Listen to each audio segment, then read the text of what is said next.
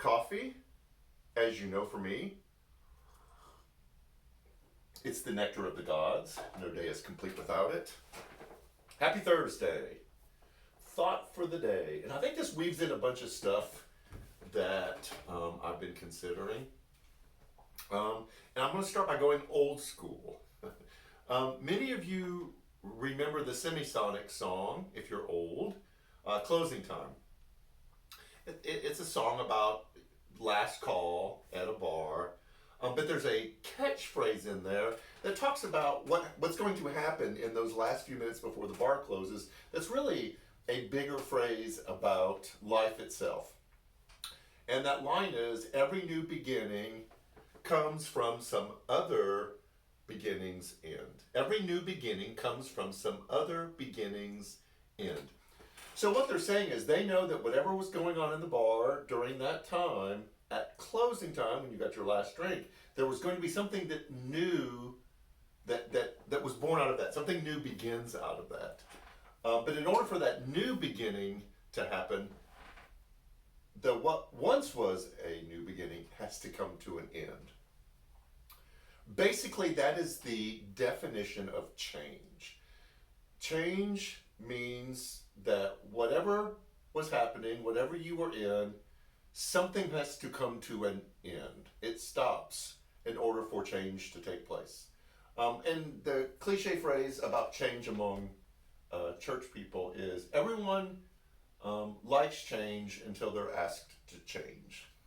We like the idea of change, but actually having to do things new and different is not so easy. This has been a constant tension since the beginning of time. When Jesus came, he said that this old way that you related to God, this old structure and system of practicing a religion, I am fulfilling it. I am bringing it to a close. I'm going to start a new thing. In fact, in Hebrews, when the writer of Hebrews describes this thing that Jesus did, the writer said the old is becoming obsolete. Eugene Peterson says that the old is being put on a shelf and it starts collecting dust. It no longer is useful, and now this new thing is happening. You've probably discovered that in your personal lives. We're discovering it in the church world. As we are starting to come out of the pandemic, we'll probably be in an endemic period. Like, it won't be like it was during the pandemic, but it won't be like it was before. What is this new beginning coming from change, coming out of the old beginning? So we in the church world are trying to figure that out. I want to give our staff all sorts of props that as far as the digital online presence, they have been way ahead of the curve as far as this is concerned. And I think it's given us a little bit of advantage. But I want to turn this to a personal question. There were things and patterns and practices and habits in your previous pandemic life that you just did because you always did. And then when you hit the shelter in place or the shutdown time, they changed or you stopped doing them. And now you're wrestling with, do I pick them back up again? And so this is the question that I just want to leave with you for the Thursday Thought that we're dealing with as a staff. And that is, what just needs to come to an end? What have you always done? What did you need to pump energy into? What did you need to talk yourself into? Because you've always done it. Not that it actually provided any positive influence or aspect to your life. You just did it because, well, that's how it was done.